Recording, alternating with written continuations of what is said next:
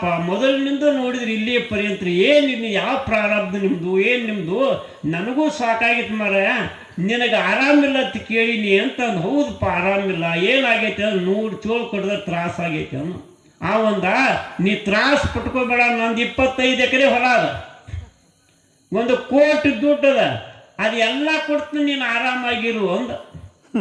ಆವಾಗ ಅವ ಏನಂತಾನ್ರಿ ಏನು ಅಂತೀರಿ ಏನಂತೀರಿ ಅವ್ರನ್ನ ಬಿಡ ಅದು ಕತಿ ಬೇಡ ನೀವೇನಂತೀರಿ. ಈಗ ಹೊಲ ಕೊಡ್ತೀನಂತ ಗೆಳೆಯ ರೊಕ್ಕ ಕೊಡ್ತೀನಂತ ನೀರು ಹಾಸಿಗೆ ಮೇಲೆ ಇದ್ದೀದಿ ಮತ್ತು ನಿನಗೆ ಹೆಂಗಾರ ಆರಾಮಕ್ಕೈತೆ. ಪತ್ನಿ ಪುತ್ರಾದಿಗಳು ಹೋದ್ರು ಮನಿ ಧ್ವಂಸ ಆಗಿ ಹೋತು ಶರೀರ ಧ್ವಂಸ ಆಗಿ ನಿಂತದ ಇನ್ನು ಹೋಗ್ಲಿಕ್ಕೆ ಬಂದದ ನರನಾಡಿಗಳಲ್ಲಿ 1000 ಚೇಳು ಕಡ್ದಟ್ಟು ವೇದನೆಗೆ ಪ್ರಾರಂಭ ಆಗ್ಯದ. ಹಾಗಾಗಿ ನಿನಗೆ ಆರಾಮ ಆಗೋದು ಹೆಂಗೀಗ ನಿನಗೆ ಆರಾಮದ ವಸ್ತುಗಳನ್ನು ತಂದು ಇಡ್ಲಿಕ್ಕೆ ಹತ್ತಾನ ಅವನಿಗೆ ಅವನ್ನ ಏನು ಮಾಡ ತಗೊಂತೀವೋ ಹೆಂಗೆ ತೊಗೋಬೋದಲ್ರಿ ನೀವು ವಿಚಾರ ಮಾಡ್ರಿ. ಆ ಒಂದು ಗೆಳೆಯ ನನ್ನ ಪಾಲಿಗಿರ್ತಕ್ಕಂಥ ಆಸ್ತಿ ಅಲ್ಲಿರ್ತಕ್ಕಂಥ ಎಲ್ಲ ಹಕ್ಕು ಪತ್ರಗಳು ನಿನಗಿಡ್ತೂ ಆರಾಮಿರಂದ ನನಗಿದ್ರಿಂದ ಆರಾಮ ಆಗಂಗಿಲ್ಲ ಏನು ಮಾಡಿದ್ರೆ ಆರಾಮಕ್ಕೈತಿ ಹೇಳೋದನ್ನು ಮಾಡ್ತಂತ ನಾವು ಗೆಳೆಯ ಆಪ್ತ ಗೆಳೆಯ ಬಾಲ್ಯದಿಂದ ಲಂಗೋಟಿ ದೋಸ್ತರು ನಿನಗೇನು ಮಾಡಿದ್ರೆ ಆರಾಮಕ್ಕೈತಿ ಅದನ್ನು ಮಾಡ್ಲಿಕ್ಕೆ ನಾನು ತನುಮಾನ ಧನದಿಂದ ತಯಾರಿದ್ದೇನೆ ಹೇಳಂದಾಗ ಅವ್ನು ಹೇಳಿದತ್ತ ಚಟ್ನ ಪ್ರಾಣ ಹೋದ್ರೆ ಆರಾಮಕ್ಕೈತ ಮತ್ತು ಪ್ರಾಣಾನು ಕಳ್ಕೊಂಡು ಆರಾಮಿರೋ ಈ ಶರೀರದೊಳಗೆ ನೀನು ಯಾರೂಪ ನಾನು ಸ್ತ್ರೀ ನಾನು ಪುರುಷ ಯುವಕ ಧನಿಕ ಶ್ರೀಮಂತ ಬುದ್ಧಿವಂತ ವಿಚಾರವಂತ ಅಂತ ಹೇಳ್ಕೊಂತಿಲ್ಲ ಇಷ್ಟೆಲ್ಲ ಕಳ್ಕೊಂಡ ಮೇಲೆ ಆರಾಮ ಇರ್ತಾನಂತಿಲ್ಲ ಹಂಗೆ ಇವು ಹೋದ್ಮೇಲೆ ನೀನು ಆರಾಮಿರ್ತೀವೋ ಇವು ಇದ್ದಾಗ ಆರಾಮಿರ್ತೀವೋ ಅಂತ ವಿಚಾರ ಮಾಡಿದ್ರೆ ಮನುಷ್ಯನಿಗೆ ಬಂದಿರ್ತಕ್ಕಂಥದ್ದು ಇದೇ ಆಗಿದೆ. ಯಾಕಂದ್ರೆ ನಾವೆಲ್ಲ ವಿದ್ಯಾದ ಮೇಲೆ ನಿಂತೀವಿ ಬುದ್ಧಿ ಮೇಲೆ ನಿಂತೀವಿ ಹಣದ ಮೇಲೆ ನಿಂತೀವಿ ಇವೆಲ್ಲ ಸ್ಪೆಷಾಲಿಟಿಗಳಂತ ಏನದವ ಇದಿದ್ರೆ ನನ್ನ ಬದುಕ ಅಂತ ತಿಳ್ಕೊಂಡಿವಿ.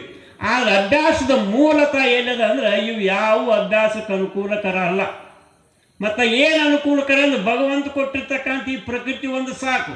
ಇದಕ್ಕೇನು ಮನಿ ಬೇಕಾಗಿಲ್ಲ. ಅದಕ್ಕೆ ಮಹಾತ್ಮರು ಹೇಳಿದ್ರು ಅನ್ನ ಸಿಗಲಿಲ್ಲ ಅಂದ್ರೆ ಮಣ್ಣು ತಿಂದು ಬದುಕು, ನೆರಳು ಸಿಗಲಿಲ್ಲ ಅಂದ್ರೆ ಗಿಡದ ನೆರಳಲ್ಲಿ ಕುಂತು ಬದುಕು. ಯಾವುದಕ್ಕಂದ್ರೆ ನಿನ್ನನ್ನು ತಿಳಿಯುವುದಕ್ಕಾಗಿ. ಮತ್ತು ನಿನ್ನನ್ನು ತಿಳಿಯೋದಕ್ಕೆ ಇಷ್ಟು ಉಪಕಾರ ನಮ್ಮ ಋಷಿ ಮಣಿಗೆ ಹೇಳ್ಯಾರಂದ್ಮೇಲೆ ನೀ ಅಟ್ಟದ ಮನಿ ಕಟ್ಟಿದ್ರೆ ಏನಾಗೋದದ ಸೌಜನ್ಯವಾಗಿರ್ತಕ್ಕಂಥ ಅರಮನೆ ಒಳಗಿದ್ರೆ ಏನಾಗೋದದ ನೀ ಏನೆಲ್ಲ ವಿದ್ಯಾ ಬುದ್ಧಿವಂತ ಜಗತ್ತಿಗೆ ಕೀರ್ತಿ ಪಡೆದ್ರೆ ನಿನ್ನ ಸ್ವತ್ತು ಎಲ್ಲಿ ಬರ್ತದಪ್ಪ. ಹಾಗಾಗಿ ಇದನ್ನು ಆರೈದು ನೋಡ್ಲಿಕ್ಕೆ ನಿನಗೆ ಯಾರು ಸಾಯ್ಬೇಕಪ್ಪ.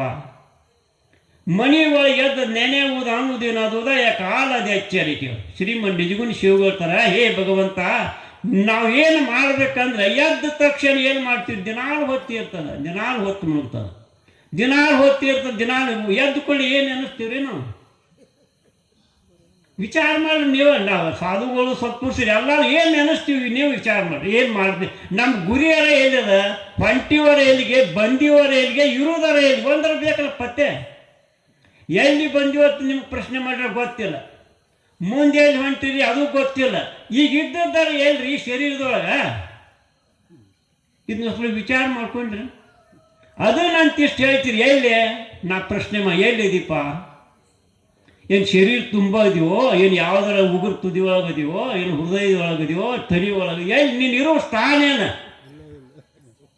ಒಂದು ವಿಚಾರ ಮಾಡೋಯ್ತ್ರಿ. ನಮ್ಮ ಮಂದಿ ಹೇಳಿದನ್ನು ಕೇಳೋದಲ್ಲ ವಿಚಾರ ಮಾಡ್ಲಿಕ್ಕೆ ಭಗವಂತ ಕೊಟ್ಟಾನ.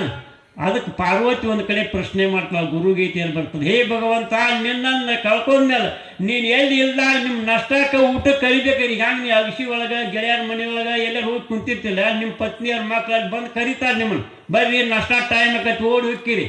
ಆವಾಗ ಭಗವತಿ ಪ್ರಶ್ನೆ ಮಾಡ್ತಾ ಇದ್ದಾಳೆ ನಿಮ್ಮನ್ನು ಎಲ್ಲಿ ಹುಡುಕ್ಯಾಳಕ್ಕೆ ಬರ್ಬೇಕ್ರಿ ನಾನು ನಷ್ಟಕ್ಕೆ ಊಟಕ್ಕೆ ಕರಿಬೇಕಾದ್ರೆ ನಿಮ್ಮ ಹುಡುಕ್ಯಾಳಕ್ಕೆ ಎಲ್ಲಿ ಬರಲಿ ನಾವು ಎಲ್ಲಿ ಮೇರು ಪರ್ವತಕ್ಕೆ ಬರಲು ಮಂದಿರಗಳಿಗೆ ಬರಲು ಮಠಗಳಲ್ಲಿ ಬರಲು ಎಲ್ಲಿ ಬಂದು ಹುಡುಕ್ಯಾಡಿ ನಿಮ್ಮನ್ನ ಅಂತ ಕೇಳಿದಾಗ ಭಗವಂತ ಹೇಳ್ತಾರೆ ನಾಹಂ ವಸಾಮಿ ಕೈಲಾಸೆ ನ ಮೇರು ನಚ ಮಂದಿರವು.